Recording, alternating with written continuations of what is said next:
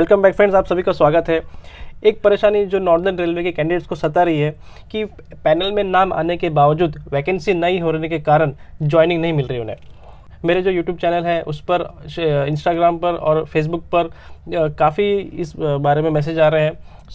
मैं actually initially मैं avoid कर रहा था कि ये सारे क्वेश्चंस मैं ना लूँ, क्योंकि मैं कोई आरआरबी का मेंबर नहीं हूँ, ना इस चीज़ में एक्सपर्ट हूँ। लेकिन फिर भी मैं अपनी राय रखनी चाहूँगा, क्योंकि सब लोग पूछ रहे हैं कि आपका क्या कहना है इस बारे में।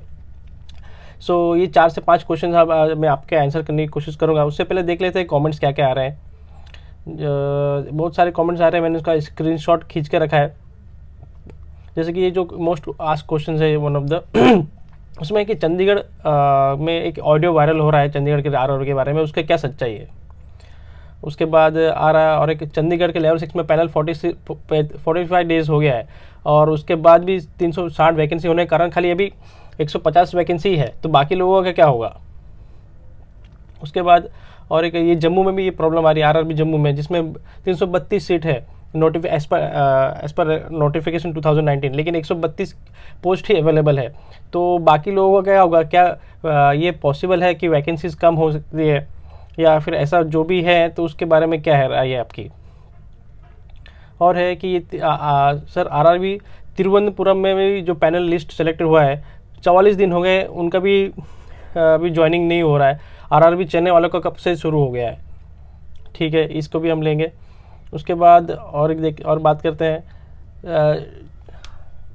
सर जोधपुर डिवीज़न में 232 स्टूडेंट को भेजा गया, लेकिन 69 को ही लिया गया, तो बाकी लोगों का क्या होगा। ये देखिए, ये भी इसमें प्रॉब्लम आ रही है जोधपुर में। फिर जम्मू में स्टेशन मास्टर पोस्ट सेलेक्ट हुआ हूँ, 132 के पहले ज्वाइनिंग दी जाएगी, उसके बाद सबको बुलाया जाएगा। उसमें टाइम लग सकता है, 1 साल तक भी लग सकता है, 1 महीने से 1 साल तक भी लग सकता है।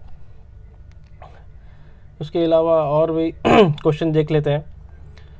सर कुछ लड़कों ने ज्वाइनिंग मैटर को लेकर नॉर्दर्न रेलवे हेडक्वार्टर दिल्ली गए थे, तो उन्होंने बोला गया कि वैकेंसी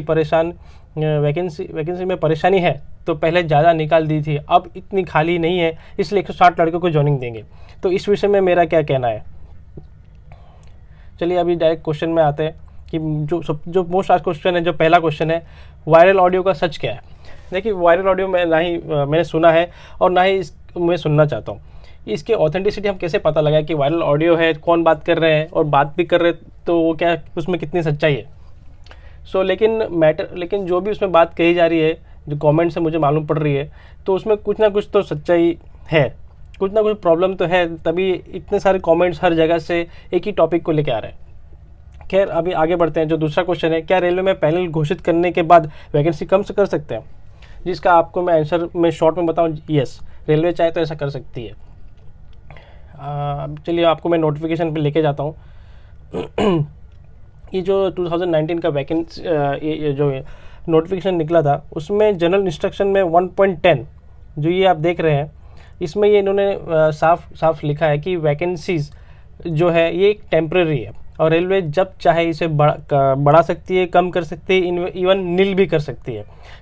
आप रेलवे को ये नहीं कह सकते कि आपने पहले वैकेंसी ज़्यादा निकाल दी, फिर एग्ज़ाम लेने के बाद आप पैनल में भी नाम आ गया, उसके बाद आप हमें ज्वाइन ही नहीं कर रहे हो कि बोल रहे हो आप वैकेंसी नहीं है। ये रेलवे का ऊपर है, वो किसी भी स्टेज में वैकेंसी कम या बढ़ा सकती है, आप उन्हें कुछ भी नहीं कह सकते। तीसरा क्वेश्चन है, आरआरबी एनटीपीसी में चयन होने के बाद क्या 100% नौकरी पक्की हो जाती है। अगर मैं आपका थोड़ा समय लूँ और बताऊँ, आरआरबी में एनटीपीसी में पैनल में नाम आने के बाद आप मान लीजिए 99% आपका नौकरी पक्की है। मैं 99% इसलिए बोल रहा हूँ क्योंकि अगर किसी कारणवश अगर रेलवे कुछ नौकरी देने में डिले करता है, या उनको रेवेन्यू का कोई क्रंच है, तो हो सकता है आपको 1% गुंजाइश है कि इसमें कि आप नहीं मिले। देखिए, इसमें आपको घबराने वाली कोई बात नहीं है, लेकिन फिर भी मैं ये इसलिए कह रहा हूँ कि नोटिफिकेशन में फिर से चलते ही जो दूसरा मैंने रेड कॉलम करके रखा है, इसमें यह बताया गया है कि आरआरबी से जो सेलेक्ट होते हैं कैंडिडेट, फाइनल इम्पैलेंट, वो कोई अपॉइंटमेंट का राइट नहीं मिलता है कैंडिडेट्स को। आरआरबी का काम सिर्फ इतना है कि वो रिकमेंड करती है जितने भी डिवीज़न और जोन है कि ये सूटेबल कैंडिडेट्स है, आप चाहे तो इन्हें अभी नौकरी दे सकते हो, अगर नौकरी देना है तो आप इन्हें दीजिए। बस आरआरबी का काम इतना ही है। इसका मतलब ये नहीं है कि आरआरबी में आप सेलेक्ट हो गए और आपका नौकरी पक्की है।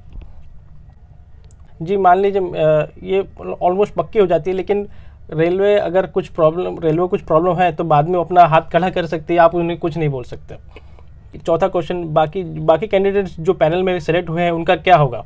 देखिए, जो 100 बात की एक बात, जो सबसे इम्पोर्टेंट क्वेश्चन सबके दिमाग में ये रहता है, चलो जो भी चल रहा है, लेकिन जो बाकी कैंडिडेट्स हैं पैनल के, जो इनका नाम आया है, उनका क्या होगा। मैं आपको एक बात बताऊं, रेलवे में चाहे स्टेशन मास्टर, गुड्स गार्ड हो, ट्रेन क्लर्क, कमर्शियल अप्रेंटिस और जितने भी क्लरिकल पोस्ट हो, सब में वैकेंसीज है, सब में हर जगह आदमी की ज़रूरत है। तो आज नहीं तो कल रेलवे को आदमी रिक्रूट करना ही पड़ेगा। तो किससे रिक्रूट करेंगे, जिनका पैनल में नाम आया है उन्हीं को ही लेगी ना। तो जिनका अभी सिलेक्शन हो गया है पैनल में से और जो बाकी छूट गए हैं, उनका अभी ज़्यादा से ज़्यादा क्या हो सकता है कि थोड़ा लेट हो सकता है।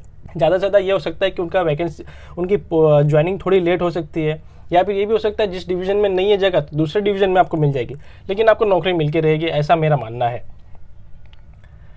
अगला जो क्वेश्चन है, क्या इससे बाकी पोस्ट को भी फ़र्क पड़ेगा। जैसे कि ये लेवल 6 में और 5 में प्रॉब्लम आ रही है। ज़्यादातर मैं देख रहा हूँ लेवल 6 में स्टेशन मास्टर के पोस्ट में ये प्रॉब्लम आ रही है कि जितनी वैकेंसी है पैनल में नाम आने के बाद अब बता रहे हैं कि उतनी वैकेंसी नहीं है, आपको वेट करना पड़ सकता है। तो हो सकता है आपको थोड़ा वेट करना पड़े।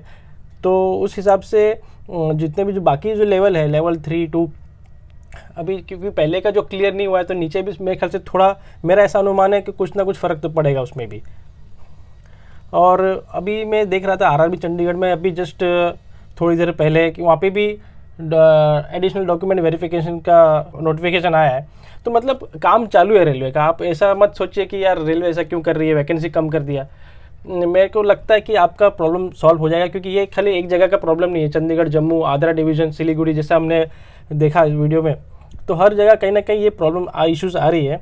और मुझे लगता है ये टॉप लेवल में इसकी बात चलेगी और ये कहीं आगे जाके सॉल्व होगा। कि आपको ऐसा निराश नहीं कर सकती रेलवे। आखिर में सबसे इसमें मेरा पॉइंट ऑफ व्यू क्या है, देखिए जितना मैं रेलवे में काम किया है, रेलवे में एक चीज़ बहुत कॉमन है और बहुत ये चर्चित बात है ये, कि रेलवे में आपको पैसा और पोस्टिंग मिल के ही रहेगा, चाहे कि थोड़ा देर हो सकता है उसमें, लेकिन रेलवे बहुत उदार है और बहुत अच्छा ऑर्गेनाइजेशन है। सो ये इसमें आप निराश नहीं हो सकते हो, क्योंकि है ना। तो आप थोड़ा सा सब्र रखिए, मैं आपसे यही अनुरोध करता हूँ।